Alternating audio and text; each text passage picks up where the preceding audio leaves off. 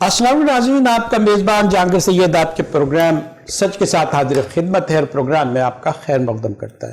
नाज़रीन, जिस तरह के आप जानते हैं हमारे प्रोग्राम का फॉर्मेट ये है कि हम इख्तिसासी शोबे से, स्पेशलाइज शोबे से स्पेशलाइज शख्सियत को बुलाते हैं जिसकी महारत कार होती है, जिसकी तसनीफ़ होती है, तहरीर होती है, किसका बड़ा तारुफ होता है और तारुफ बताता है कि उसने क्या काम किया है और क्या ऐसी चीज़ रखी है दुनिया के लिए जो उन्हें आसानी दे, उनको डायरेक्शन दे।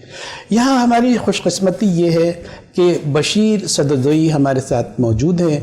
कश्मीर से आपका ताल्लुक़ है, कश्मीर पे आपने बहुत सारी किताबें भी लिखी हैं। मोहम्मद बशीर ख़ान आपका असली नाम है। और मैं आपको ये देखें कि कश्मीर हमारा जो है वो हॉट इशू है, ज़िंदगी और मौत का मसला है, रगे जा से जुड़ा हुआ है और उस पर आपने इतनी अहम किताबें लिखी हैं। अगर उसको हम तारीख़ का हिस्सा भी वो हैं और पढ़ी भी जाती हैं, इदारों में पढ़ी जाती हैं, तालीमी इदारों में पढ़ी जाती हैं, रेफरेंस बुक के तौर पर ली जाती हैं। बुरहानुद्दीन वानी उनकी एक किताब का नाम है। दूसरी और जो बायोग्राफ़ी है बुरहानुद्दीन वानी की, और कश्मीर के मुजाहिद भी आपने किताब लिखी है। मैं तारुफ ये कर रहा हूँ कि जब हम साहिब किताब की तरफ जाएं तो ये सारा बैकग्राउंड आपकी नज़र में हो कि काम क्या क्या किया है आज हमारे मेहमान ने और उसको इख्तिसास क्या हासिल है इस शोबे में। पूंछ की रियासत है और उस पर भी आपने एक पूरी किताब आपने तश्कील दी है, बल्कि लिखी है, तसनीफ़ की है और उसको मौलिफ भी ज़ाहिर है, तालिफ भी आपकी आप ही की है। अच्छा, कश्मीर में जो ज़लज़ले आए थे जो सन 2005 में बहुत बड़ा वाक़या था और बड़े उसमें अलमिये जन्म लिए थे, ज़लज़ले के से पहले और बाद की सूरत हाल आपने कश्मीर की रखी, उस फ़र्क को दिखाया कि इस हादसे के बाद कश्मीर की क्या हालत रही है, हमारे कश्मीर की जिसे हम आज़ाद कश्मीर कहते हैं और मकबूजा कश्मीर से जुड़ा हुआ है, लेकिन हमारे यहाँ जो तबाही हुई है उसकी तर्जुमानी आपने की है, उसकी अक्कासी आपने बयान की है। और मुक़दमा कश्मीर में जो है आपने बैनुल अक़वामी अदालत है उस हवाले से बात की है। और आज जिसका हम तारुफ़ कराने जा रहे हैं, जिस शहर में हम रहते हैं, हम यहाँ के बासी हैं, एक साहब ने जो यहाँ के साहिब किताब भी हैं, हम उनके बारे में बताते हैं कि ये ज़ख़ीम किताब है और 739 सफ़हात पर मुश्तमिल है और ये बल्दिया कराची साल ब साल ये किताब है। और इस हवाले से आज हम प्रोग्राम करना चाहेंगे।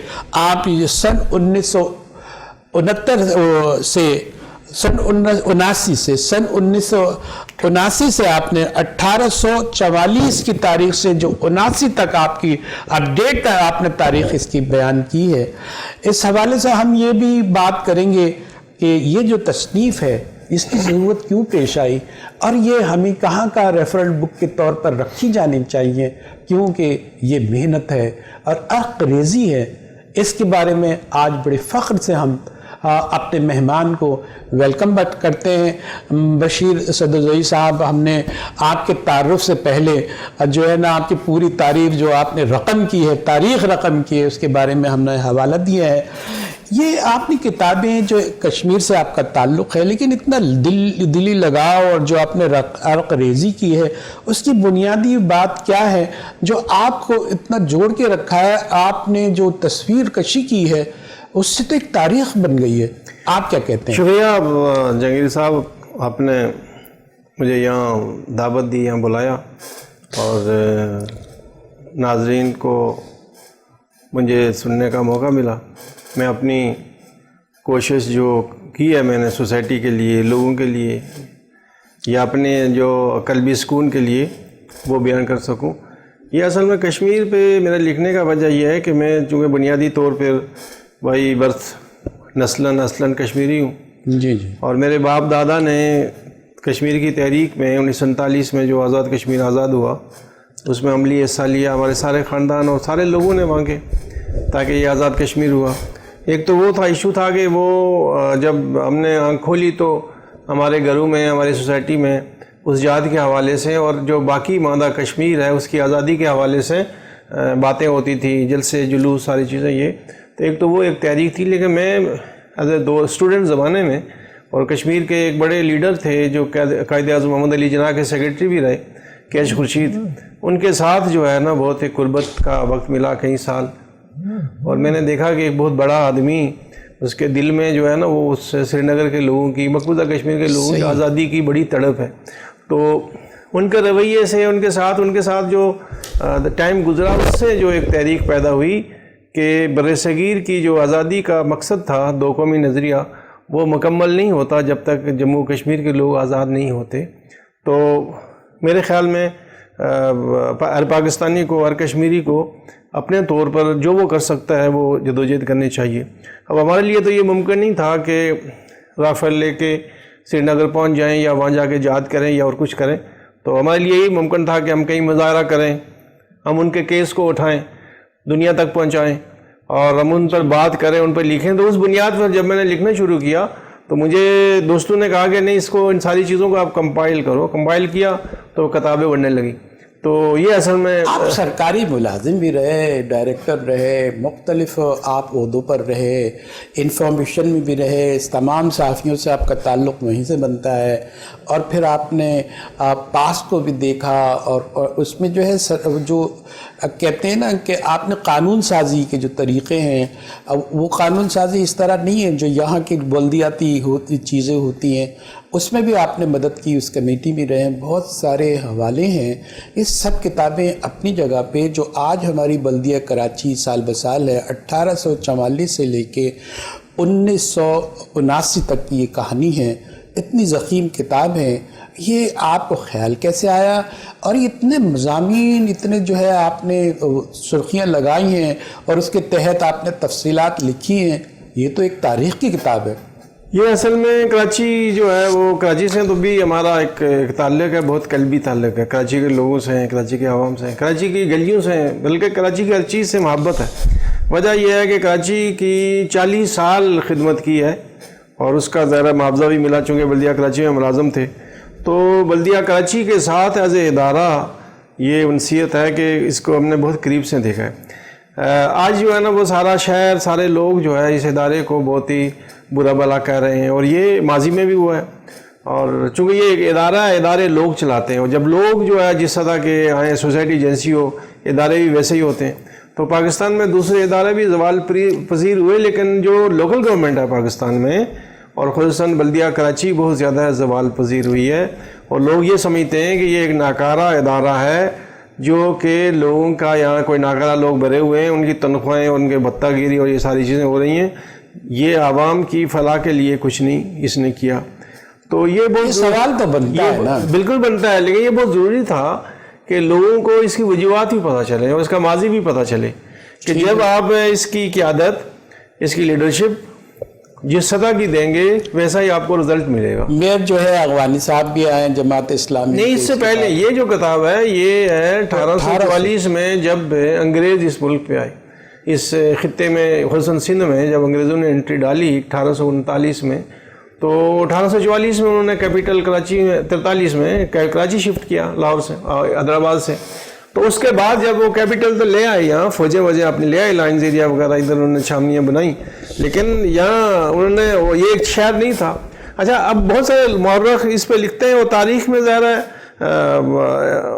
ٹکراؤ تو ہوتا ہے سوچ میں، مورخ کے درمیان تحقیق میں کچھ تضاد ہوتے ہیں، کچھ وہ.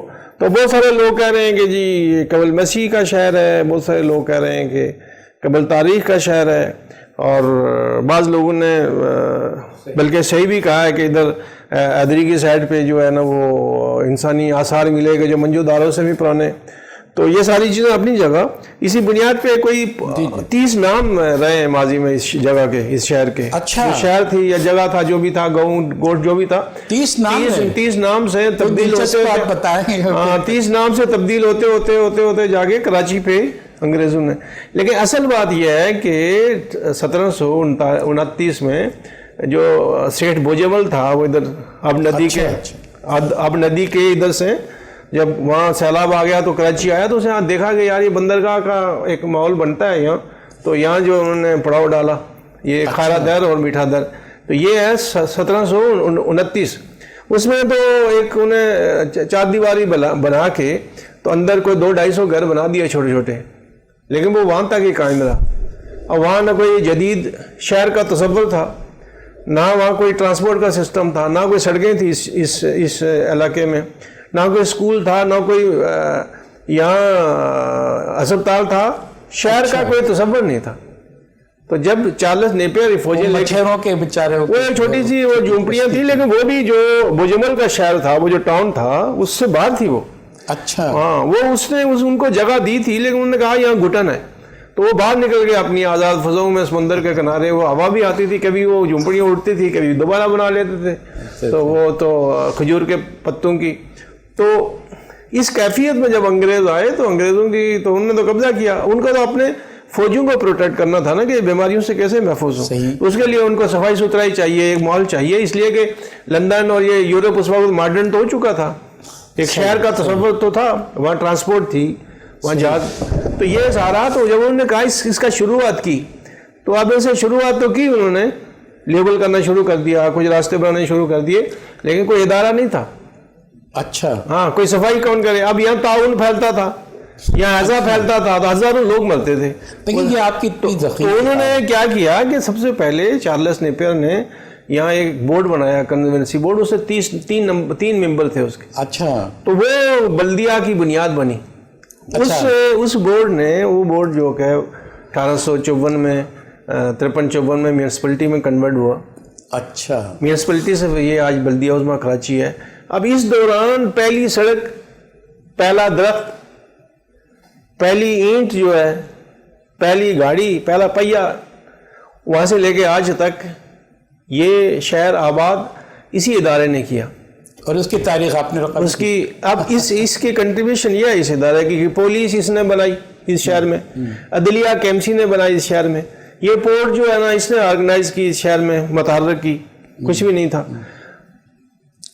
اس شہر میں. کیمسی کے پاس ایجوکیشن اس نے سٹارٹ کی, بورڈ تھا اپنا اس کا. جب 1946 میں 445 سے زائد اسکول کیمسی کے جو بورڈ تھا, ایجوکیشن بورڈ, اس میں رجسٹر تھے سارے اسکول.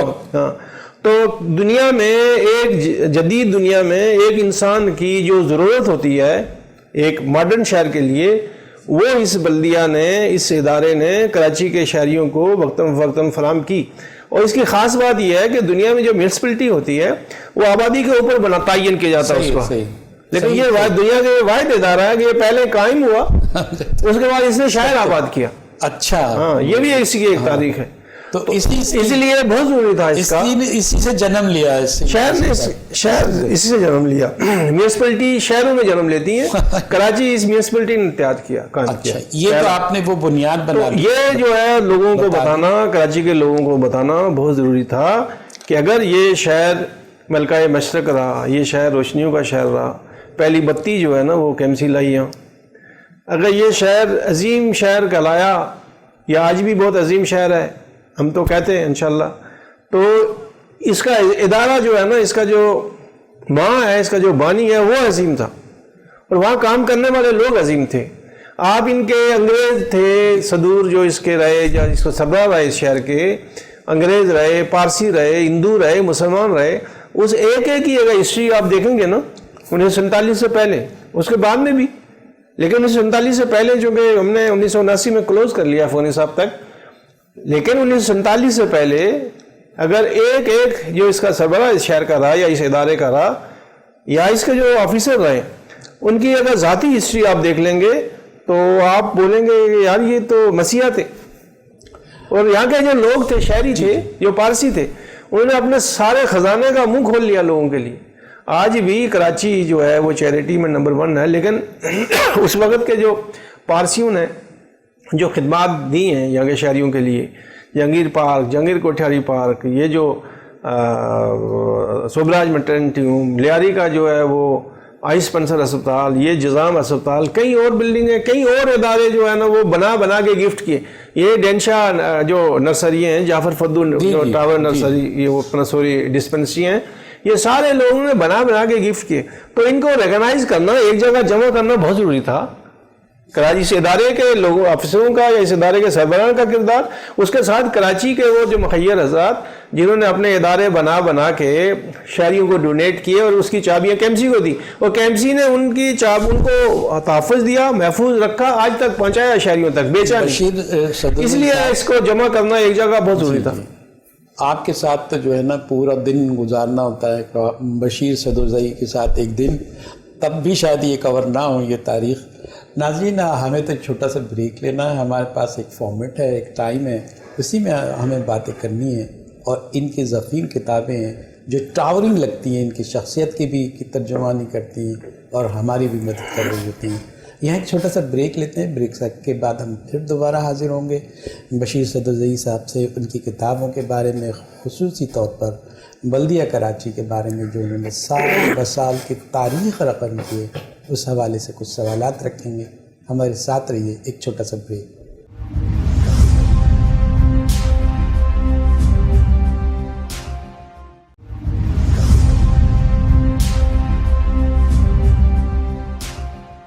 ویلکم بیک ناظرین، پروگرام میں دوبارہ ہم آپ کا خیر مقدم کرتے ہیں۔ ہمارے ساتھ بشیر صدوزئی صاحب موجود ہیں۔ KMC میں آپ نے زندگی کے 40 سال گزارے ہیں، اور ایک اسی لیے جو ہے اتنی مستند اور اتنی موقر کتاب آپ یہاں آپ کی ہے، جو سن 1844 سے جو ہے بلدیات کراچی کی تاریخ پر ہے، اور 1979 تک کی یہ کتاب ہے، اور اس کے بعد دوسرا بھی ایک اسی کا ایک والیوم آنا ہے جس میں مشاہدہ ہوگا ان کا کہ وہ کس طرح کے واقعات ہوئے ہیں، وہ بہت دلچسپ ہوتا ہے، اس پر بھی ایک کتاب تقریباً اتنی ہی ضخیم کتاب ہوگی۔ بشیر صدوزئی صاحب، ہم دوبارہ پروگرام میں آپ کا خیر مقدم کرتے ہیں۔ یہ جو کتاب ہے، اس کے جو سیلینٹ فیچر ہوتے ہیں، جو اس کی خوبیاں ہوتی ہیں، جو ہمارے اسٹوڈنٹ کو مدد کر سکتی ہیں، ہمارے اساتذہ کو معلوم ہو سکتا ہے کہ اس کے اندر کیا ہے، ان کی انگریڈینٹس کیا ہیں، اس کے لوازمات کیا ہیں، ہم چاہتے ہیں کہ ایک چھوٹے چھوٹے آپ اسپیل میں آپ یہ بتا سکیں کہ اس کے لوازمات پر آپ کیا کہنا چاہتے ہیں، تاکہ لوگوں کی توجہ بھی حاصل ہو، اس سے استفادہ بھی ہو، اور جو ہے یہ جس طرح کی مفید کتابیں سب کی دسترس اصل میں جہانگیر صاحب اہم دو چیزیں سمجھنے کی نا، اگر ہم جو ہمارے طالب علم، ایک تو جو ہسٹری پہ تحقیق کر رہے ہیں، تاریخ پہ، کراچی کی شہر کی تاریخ پہ جو کر رہے ہیں، وہ دوسرا جو برصغیر میں اور خصوصاً بلدیات پہ جو بلدیاتی نظام ہے اس پہ جو لوگ کام کر رہے ہیں یا جو پڑھ رہے ہیں یا جو سمجھنا چاہ رہے ہیں، ان کے لیے بہت ضروری ہے کہ یہ 135 سال کا اس کا دورانیہ ہے۔ یہ خالی بلدیہ کا میں نے اس لیے نام لیا کہ انگریزوں جب یہاں برصغیر میں انہوں نے پوری حکومت قائم کر لی، وائسرائے آ گیا، سارا سسٹم آ گیا، تو اس کے بعد انہوں نے اس سوسائٹی کو ایک ماڈرن سوسائٹی بنانے کے لیے ایک جدید سہولتیں دینے کے لیے، یہ تو ہماری بات پہلے ہو چکی، اس میں نہیں، اس میں یہ ہے کہ انہوں نے یہ اس میں سفر ہے، پورا بلدیات کا سفر ہے۔ 1860 میں انہوں نے کیا کیا، 1880 میں وائسرائے ہند جو ہے وہ لاہور میونسپلٹی سے اس نے خطاب کیا اور برصغیر کے عوام کو کال دی کہ آپ آئیں اور آ کے حکومتی اداروں میں شامل ہوں، اور اس ملک کے جو سسٹم ہے گورنمنٹ کا یا اس کی ترقی میں شامل ہو کے اس کو خود چلائیں۔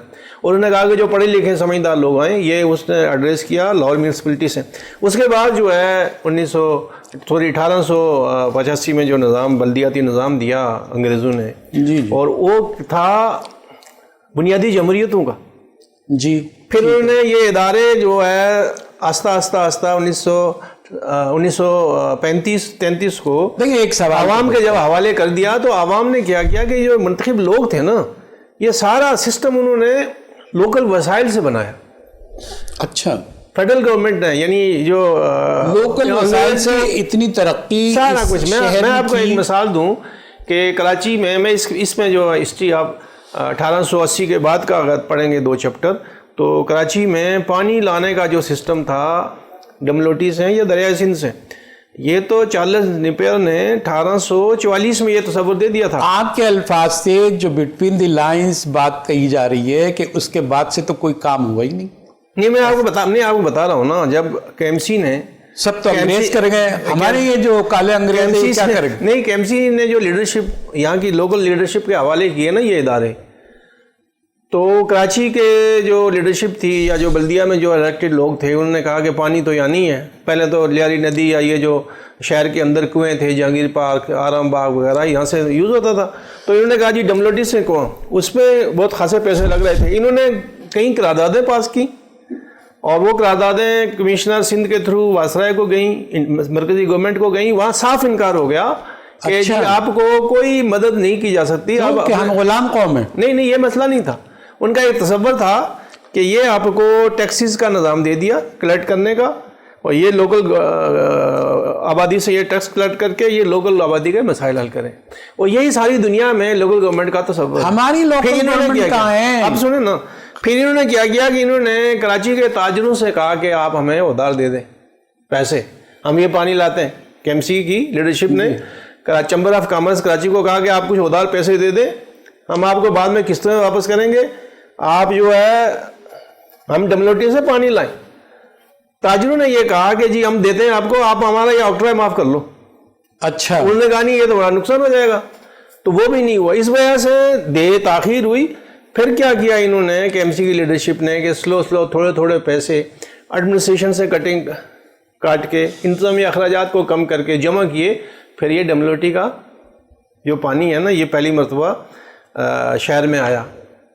تو اس طرح کا اس میں یہ ہے سارا چیزیں. اس میں یہ سمجھنے کی ہے کہ لوکل جو گورنمنٹ ہے, لوکل گورنمنٹ کیا ہے, اور لوکل گورنمنٹ اصل بنیادی لوکل ایڈمنسٹریشن ہے, اور لوکل وسائل کو لوکل مسائل حل کرنے کا ایک گورنمنٹ کا بنیادی. شاید آپ کی مجبوری ہے, سرکاری ملازم ہے, آپ کافی دن رہے گا, آپ 40 سال رہے گا آپ کو, تو آپ تو یہ نہیں کہہ سکیں گے ہماری لوکل گورنمنٹ کیا ہے, کس نے قبضہ کیا, کس نے تباہی. یہ میں نے اس میں لکھا ہے, اصل میں لوگ پڑھیں تو میں نے 1947 کے بعد لکھا ہے. 1947 تک کا تجزیہ کیا ہے, 1844 سے 1947 تک, یہ 100 سال, یہ 102 4 سال. ٹھیک ہے. اس کا یہ تجزیہ کیا کہ کے ایم سی نے اس 100 سال میں کیا کیا تھا, اس کے بعد کیا ہوا. پاکستان مسلم لیگ جو بانی قائد اعظم والی جو بانی جماعت ہے, جو پاکستان مسلم لیگ بانی ہے, سب سے پہلے 1948 میں انہوں نے آ کے کے ایم سی کی کونسل کو توڑا.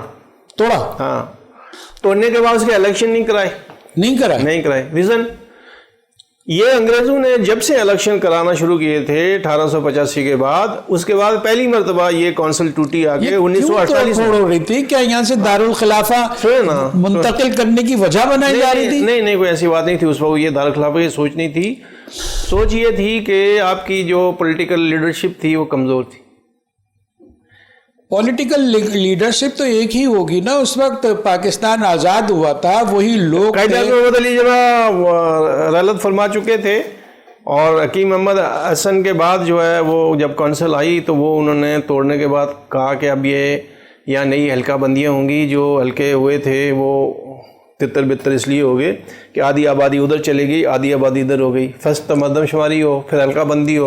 یہ 1954 میں جب دوبارہ انہوں نے الیکشن کرائے وہ پھر توڑ لی, پھر ایک الیکشن کرائے وہ توڑ لی. آخری کونسل ایس ایم توفیق صاحب کی توڑی ایوب خان نے, اور وہ کوئی 2-2.5 مہینے میر رہا. تو اس کے زیادہ بھی تعمیر کم ہوئی. سن لینا اس کے بعد کیا ہوا کہ یہ جو ادارہ سرکاری آفیسروں کے حوالے ہو گیا. 1979 بھٹو صاحب نے بہت ایک اچھا دستور دیا تھا, ایک آئین دیا تھا لوکل گورنمنٹ کا, پیپلز لوکل گورنمنٹ دیا تھا. ہاں انہوں نے ایک آرڈیننس جاری کیا تھا, پیپلز لوکل گورنمنٹ آرڈیننس. لیکن بدقسمتی سے یہ ہے کہ اس پر انتخابات نہیں ہو سکے. اس کے بعد ایوب خان نے آگے وہی ختم کر لیا. نہیں سوری, ضیاء الحق نے آگے وہی ختم کر لیا. ایوب خان نے تو 1933 کا جو ایکٹ ہے ختم کرنے کے بعد یہ کیا کہ بنیادی ڈیموکریسی آپ کو یاد ہوگا شروع کی, وہ اس کا بھی حوالہ دیا کہ انہوں نے یہ کیا کہ جو سربراہ تھا ادارے کا پورے پاکستان میں, اور ہم کے ایم سی کا حوالہ دیں, کے ایم سی کا جو الیکٹڈ آدمی تھا وہ وائس چیئرمین تھا, اور چیئرمین ڈپٹی کمشنر تھا. تو مقصد یہ ہے کہ جو چیئرمین تھا, جو با اختیار پوسٹ تھی, وہ تو بیوروکریسی کے پاس ہی رہی. تو ایوب خان کی ڈیموکریسی جو ہے نا 2nd نمبر پہ تھی. تو لہٰذا ایوب خان کی ڈیموکریسی کو آپ لوکل گورنمنٹ کا مضبوط انسٹیٹیوٹ نہیں کر سکتے. ظاہر اختیارات وہ ہیں, اختیارات اوپر, اور منتخب بھی ان کا نظام یہ تھا کہ وہ جو ووٹ جن کو ملتے تھے وہ جا کے ان کو گورنمنٹ نے اپنا الیکٹورل کالج کے لیے کام کیا تھا. لیکن اگر وہ چیئرمین یا میئر یا جو بھی عہدہ تھا کہ سربراہ بلدیاتی ادارے کا الیکٹڈ آدمی ہوتا تو ہم سمجھتے ہیں کہ وہ ڈیموکریسی تھی، بنیادی ڈیموکریسی۔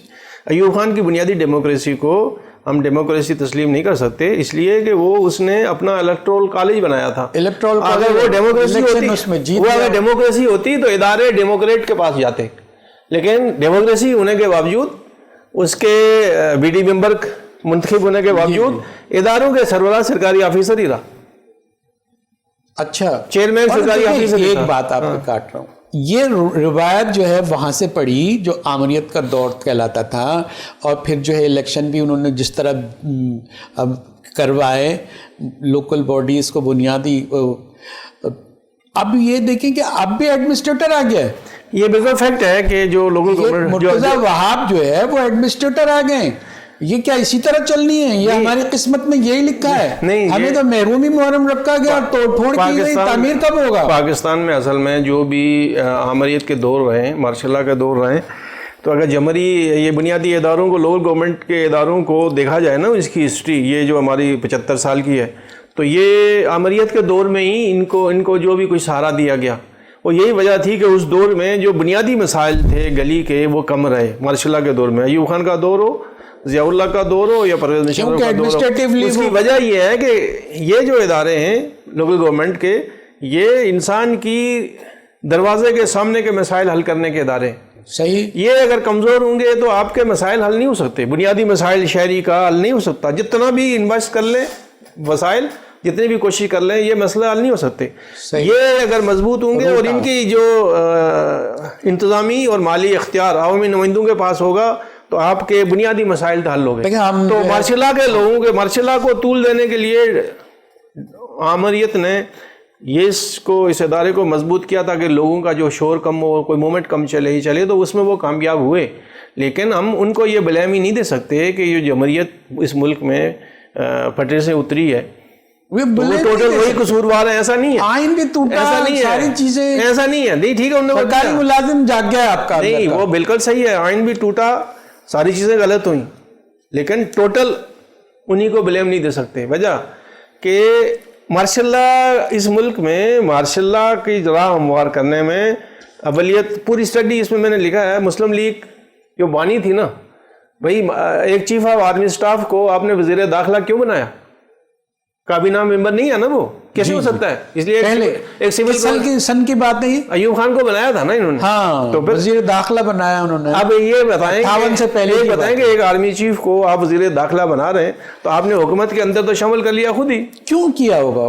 کمزور لوگ تھے۔ اچھا، اب وہ کمزوری ابھی ہر لحاظ سے کمزور تھے، عوام میں مقبول نہیں تھے، اس میں بھی کمزوری تھی، صلاحیت نہیں تھی، ایک سیاسی یار پورا ملک بنایا، اس کے بعد اسٹیبلش کیا، بکھری ہوئی ریاست تھی، اس کے حالات بہتر کیے۔ قائد اعظم محمد علی جناح نے ملک بنایا، وہ ایک ڈائنامک لیڈرشپ، بہت باصلاحیت برصغیر بلکہ دنیا کے مانے ہوئے آدمی تھے۔ ان کی ٹیم میں لیاقت علی خان اور کچھ اور لوگ تھے جو فارغ ہو گئے 50 51 52 کے۔ ہم تو کہتے ہیں کہ کاٹوں سے چلیے، بیوروکریسی، دفاتر، بڑی قربانی دیے، قوم نے کھڑا کیا ہے، لوگوں نے وہ بڑے بڑے ڈونیشن دیے، وہ ساری چیزیں صحیح ہیں، اسی بنیاد پہ یہ ہمارا شہر، ہمارا ملک چل رہا ہے۔ آپ کہہ رہے ہیں کہ پہلے دن سے ساری چیزیں صحیح ہیں، ساری چیزیں صحیح ہیں، لیکن آپ اسی 1947 اور خصوصاً قائد اعظم محمد علی جناح صاحب ہمارے جو بانی رہنما تھے، ان کی رحلت کے، ان کے انتقال کے بعد تھوڑا سا عرصہ، اور اس کے بعد جو ہے نا لیاقت علی خان کی شہادت کے بعد کی پوری اسٹڈی کریں، آپ کو پتہ چل جائے گا۔ ہمیں یہ ایک جو ہے نا وہ اب تو گزرا ہوا زمانہ ہے، ان پہ بہت زیادہ کرٹیسائز میں نہیں کر سکتا، میں کرنا بھی نہیں چاہتا، لیکن آپ اسٹڈی کر لیں۔ ایوب خان کی مارشل لا اور لیاقت علی خان کے شہادت کے بیچ میں جو پیریڈ گزرا ہے، وہاں جو سول حکمران تھے، جو گورنر جنرل تھے، پھر صدر تھے، پھر وزیر اعظم تھے، ان کا پورا ہسٹری بے شمار تو ایسے تھے کہ جو ہوش میں بھی نہیں ہوتے تھے۔ ہاں جی، وہ تو پڑھا ہے نا، تو اب اس صورت میں آپ کیا بلیم کریں گے کسی کو؟ اصل بات یہ ہے کہ اپنا ابتدائی چند سالوں کے بعد بیوروکریسی اسٹیبلش نہیں ہونے دی، اور یہ کام جو ہے اسٹیبلشمنٹ کا تھا۔ نہیں، ہم دیکھیں وہ سیاسی پارٹیاں تھیں نا، آج اگر سیاسی پارٹیاں اس ملک میں کتنا شور ہو رہا ہے، وہ کھا گیا، وہ پی گیا، تو ان سیاسی پارٹیوں میں کیا یہ جو ہماری سیاسی پارٹیاں، ہماری جو جمہوریت ہے، یہ مغربی طرزی ہے نا، مغربی طرز ہے. تو آپ یہ بتائیں کہ جو مغرب میں جمہوری پارٹی، جو مغرب میں سیاسی پارٹیاں ہیں، ان کا جو طرز سیاست ہے یا طرز حکمرانی ہے وہ ہماری سیاسی جماعتوں میں ہے؟ نہیں، بالکل نہیں ہے. تو پھر کیا وہ کہتے ہیں کہ بھائی پیدا نہیں کرنے دیے. دیکھیں یہ 15 سال اور رسیاں ہلاتا ہے. آج جمہوریت میں بھی ہمیں پرانی بات ہم چھوڑ دیتے ہیں. کہہ تو یہی رکھ جا رہے ہیں. آپ سنیں نا کہنے کا، آپ یہ 3 ٹینیور جو عمران خان تیسرے ٹینیور میں آ گیا نا، پیپلز پارٹی، مسلم لیگ نون اور یہ پی ٹی آئی، 3 ٹینیور، یہ 15 سال لگا دیں، 13 سال تو ہو گئے نا تسلسل سے جمہوریت. دیکھیں جمہوریت بغیر بلدیاتی ادارے مضبوط ہوئے مستحکم نہیں ہو سکتی. جمہوریت بغیر تعلیمی اداروں میں یونین بحال ہوئے لیڈرشپ نہیں نکل سکتی. جمہوریت بغیر ٹریڈ یونین، سن لیں، بغیر ٹریڈ یونین کو مضبوط ہوئے جمہوریت ملک میں یا معاشرے میں مستحکم نہیں ہو سکتی. تینوں جو انسٹیٹیوٹ ہیں یہ 13 سال میں کتنے انہوں نے ترقی دی آپ بتا دیں، جس میں جو ہے ناظرین جس موڑ پہ ہماری گفتگو ہے، گرما گرم بحث اس میں جاری ہے، کراس کوشچن ہو رہے ہیں، اس کا کاؤنٹر بھی کیا جا رہا ہے. یہاں ایک چھوٹا سا بریک لیتے ہیں، بریک کے بعد دوبارہ حاضر ہوتے ہیں. ہمارے ساتھ رہیے.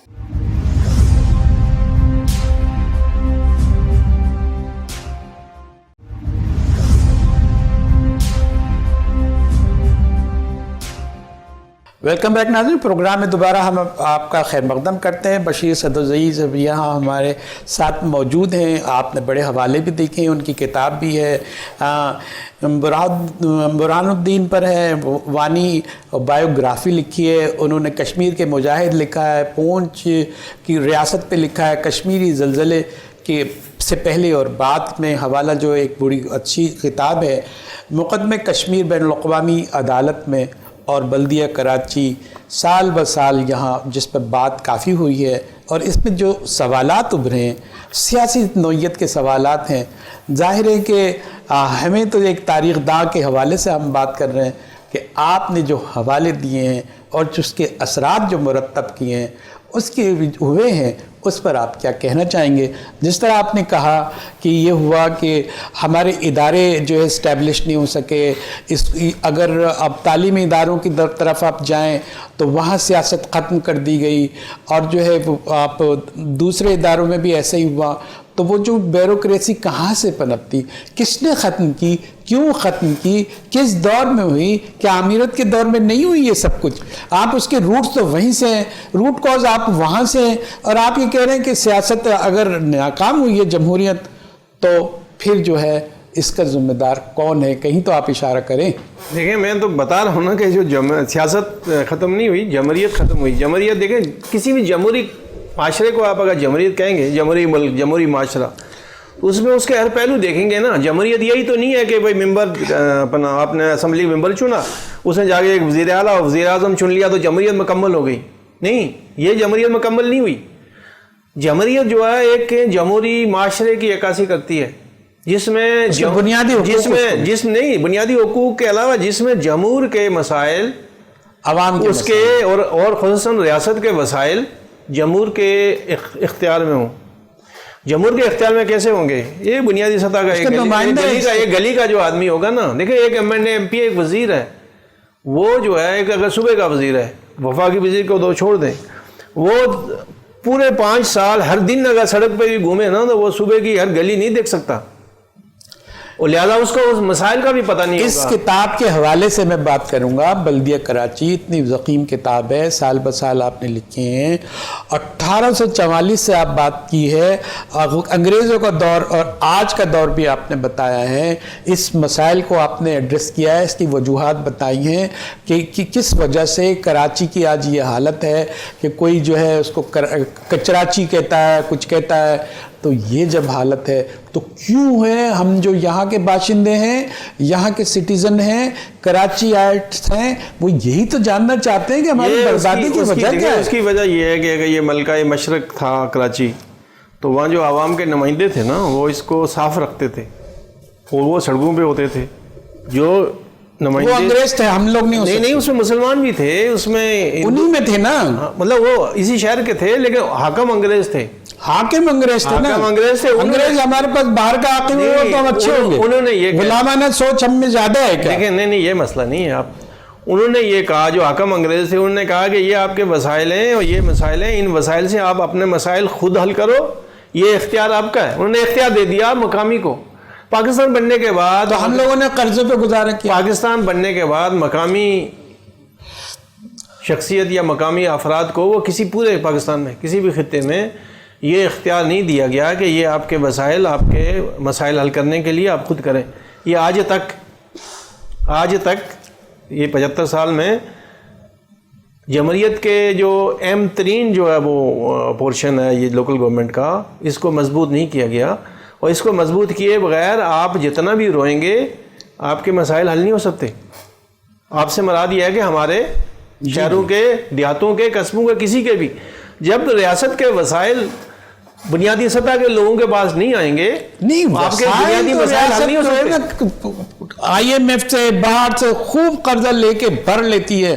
ریاست کے مسائل یا جو حکومت کے وسائل میں کوئی کمی نہیں آتی ہے، وہاں مافیا آ جاتے ہیں. نیچے نہیں آتے نا، نیچے نہیں آ رہا نا. کیوں نہیں آ رہا؟ کہاں جو دیکھو یہ تو آئین سازی ہے، قانون سازی ہے. قانون سازی سے ہوگا کہ آپ کی اسمبلیاں قانون سازی کریں کہ بین الاقوامی سطح پہ آج دنیا میں ترقی کا جو ماڈل ہے نا، وہ شہنشاہیت ہو، وہ صدارتی نظام حکومت ہو امریکہ کا، پارلیمانی نظام جمہوریت ہو برطانیہ کی، وہ کمیونسٹ یا سوشلزم نظام ہو روس کا یا چائنا کا یا فرانس کا، آپ جہاں کہیں بھی دیکھ لیں ترقی کا بادشاہت ہو، اگر وہ سعودی عرب کی، ترقی کا ماڈل ایک ہی ہے کہ جو بنیادی سطح کے ادارے ہیں ان کا نام کچھ بھی ہو وہ مضبوط ہیں.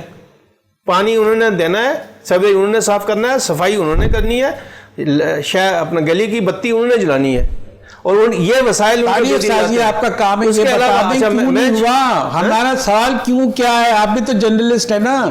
کیوں، کیا، کیسے، کیوں نہیں ہوا، کیسے نہیں ہوا، کیا رکاوٹ تھی، کون کلپٹس تھے، کون جو ہے کہ کالی بھیڑیں ہیں ہماری ہمیں بربادی سے دوچار کر دیا. نہیں جب آپ کے صاحب اختیار لوگ وہ ہر دور میں نیچے اختیار اور وسائل دینا ہی نہیں چاہتے تو کتنا بڑا جرم ہے. تو پھر یہ آپ کے سامنے ہے نا. آپ یہ دیکھ لیں نا کہ آپ کے جو پرویز مشرف صاحب، ٹھیک ہے وہ مارشل آرٹ یا وہ آمر تھا، ڈکٹیٹر تھا، تو اس نے اپنی ڈکٹیٹرشپ کو طول دینے کے لیے ایک لوکل گورنمنٹ کا نیا سسٹم دیا، اور ہر تینوں حکمرانوں نے جو مارشل لا کے حکمران دے الگ الگ دیا. ایوب خان نے الگ دیا، ضیاء الحق نے، اور پرویز مشرف کا زیادہ مستحکم تھا. لیکن جب پرویز مشرف کے بعد جمہوریت بحال ہوئی تو وہ آ گئے، انہوں نے ایسا کیا کہ سارا جو پرویز مشرف کا غصہ تھا وہ ان اداروں پہ نکالا، اور ہم پہ گرا. تحس نہیں، وہ تو سارے عوام پر ہی نقصان تو عوام کا ہوتا ہے نا، وہ تحس کا ہو گیا نا سارا. یہ سلسلہ چلتا رہے گا. یہ ادھیڑ بن کا ایک تو ہے، ایک ادھیڑے گا، ایک بنے گا. یہ اس وقت تک چلے گا جب تک ہماری سوسائٹی، ہمارے سیاسی پارٹیاں اور ہمارے سیاسی جو قائدین ہیں ان میں جمہوری سوچ جو ہے نا، وہ جمہوری سوچ کہاں سے ہوگی جب اسکول، ہزاروں اسکول بند کرنے کی آپ فقریہ اعلان کریں گے. اس میں اصل میں جو ہے وہ 1000 اسکول کا جو ہے نا وہ گوسٹ اسکول تھے. وہ اس میں کوئی ٹیچر نہیں تھا جو میں نے اسٹڈی کی ہے. تو بھائی ٹیچر لائے جاتے ہیں نا اسکول کو، نا اسٹوڈنٹ تھے، تھا ہی کچھ نہیں نا. کیوں نہیں آئے؟ وہ تو جعلی تھے نا، بجٹ پچھلے والوں نے بنا دیا، وہ تو بجٹڈ تھے. تو وہ اچھا کیا، وہ جو ہمارے منسٹر ہیں انہوں نے وہ بند کر کے اربوں روپیہ بچا کے اسی ایجوکیشن کے دوسرے انسٹیٹیوٹ پہ خرچ ہوگا. وہ بہرحال آپ کا موقف ہے. ناظرین، آج ہمارے پروگرام کا وقت تقریباً ختم ہو چلا. ہم نے جو آج باتیں کی ہیں اس کی اہم ترین بات یہ تھی کہ ہمارے جو مصنف ہے جنہوں نے بلدیہ کراچی پہ اتنی ضخیم کتاب بھی لکھی ہے، ان کی اور مزید 5 کتابیں ہیں جس کا پہلے ہم تعارف کرا چکے ہیں. آپ کا تعلق بلدیہ کراچی کے مختلف شعبہ جات سے ہے، آپ جو ہے بہت کچھ جانتے ہیں. اس سے ہم نے فائدہ اٹھانے کی کوشش کی. وہ سوالات رکھیں کہ کراچی کی تاریخ کیا ہے، اور اس کی تاریخ پچھلی جو ہے وہ انگریز کے زمانے سے لے کے ہمارے جو میئرز آئے تھے، جو اس میں آمریت کا دور بھی آیا. بڑی ہم نے وضاحت اس لیے کراس کوشچن کیے کہ ہم یہ جاننا چاہتے تھے. ایک مورخ ایک تاریخ لکھتا ہے تو وہ بڑے مراحل سے گزرتا ہے، اس کا مشاہدہ بھی ہوتا ہے۔ اب آپ کا کہنا یہ کہ آپ مشاہدات پر اپنی ایک کتاب لا رہے ہیں جس کا والیوم 2 ہوگا، اس میں بہت ساری باتیں کی جا سکیں گی۔ خدا کرے کہ حقیقت جس طرح آپ نے ابھی بیان کی ہے وہی اسی ہمت کے ساتھ اپنے مشاہدات کوئی بھی کتابی شکل میں دیں، اپنی یادداشتوں کا بھی ذکر کریں اور ہمیں بتائیں، کیوں رہنمائی سب سے اہم بات ہے۔ اور ہمارے پروگرام کا جو نام ہے وہ سچ ہے۔ سچ کی تلاش ایک لحاظ سے بہت اہم ہوتی ہے کہ جہاں بھی سچ ملے اسے عوام تک ضرور پہنچنا چاہیے تاکہ ان کے شعور اور ادراک کو جو ہے وہ زیادہ وسعت ملے، چیزوں کو زیادہ سمجھنے کی صلاحیت ہو، اپنے حقوق کو جانیں، اور وہ جو بھی چیزیں ان کے لیے ضروری ہیں اگر کوئی نہیں لانا چاہتا ان کے لیے حقوق کے لیے اور کہیں سلب کیا جا رہا ہے، اپنے اپنے مفادات میں جو بیرر کھڑے کیے جا رہے ہیں نیچے تک وہ نہیں آتا، تو اور یہی جو روٹ کاز ہوتی ہے کہ روٹس تک جو ہے وہ اس کی دہلیز تک چیزیں پہنچنی چاہیے۔ انگریزوں نے بھی کیا، اور یہ کہا جا رہا ہے جس گفتگو کا یہ نکلا ہے کہ جو عامر تھے انہوں نے بھی ایسے اقدامات کیے، وہ بولے ان کے مفادات میں تھے کہ وہ چاہتے تھے اقتدار کے لیے ان کے مدد ملتی، لیکن ان کی سب سے بڑی اہم پہلو یہ تھا کہ آپ کو انہی کے بھلائی میں ہوں، لیکن آپ کی بھلائی میں مثبت تھی کہ آپ کی گٹر، آپ کے پانی کا نظام وہ ضرور کوشش کرتے تھے لیکن کہ وہ آپ کو درست حالت میں ملیں۔ لیکن اس کے بعد جو ہے جمہوریت آئی ہے تو پھر یہ بڑھ گئی ہے، اس کے ساتھ مسائل اتنے ہوئے ہیں، اس کو ایڈریس نہیں کیا گیا۔ آج حالت یہ ہے کہ آج کراچی کچرے سے بھرا ہوا ہے، جو اب خدا کرے کہ اس پہ بھی ایک چیزیں آئیں، ان کو نمایاں کیا جائے کہ ہماری بدبختی میں آپ کو پیدا کرنے میں، جنم دینے میں کون کون سے عوامل شامل ہیں۔ ناظرین، ہم اجازت لیتے ہیں اپنے مہمان بشیر ستوزئی سے، ہم مبارکباد دیتے ہیں کہ اتنے اہم مسئلے پر بات کی ہے۔ چونکہ آپ نے تو تاریخ لکھی ہے لیکن ہم نے کچھ کراس کوشچن کر کے یہ احساس کرنے کی کوشش کی ہے کہ ظاہر ہے جس نے کتاب لکھی ہے اس کو درد بھی ہوگا اور اس کا احساس بھی ہوگا، اس سے بھی ہم نے فائدہ اٹھایا ہے۔ یہاں ہم اپنے پروگرام کا اختتام کرتے ہیں۔ بشیر ستوزئی جو آج کے ہمارے مہمان ہیں، ان کے ساتھ اپنے میزبان جہانگیر سید کو اجازت دیجیے، پھر کسی دوسرے ان کا ایڈیشن آنے والا ہے، اس میں دوبارہ ہم مدعو کریں گے، پھر باتیں کریں گے، مشاہدہ اور یادداشتیں ان کی آپ سے شیئر کریں گے۔ تب تک کے لیے اجازت، اللہ حافظ۔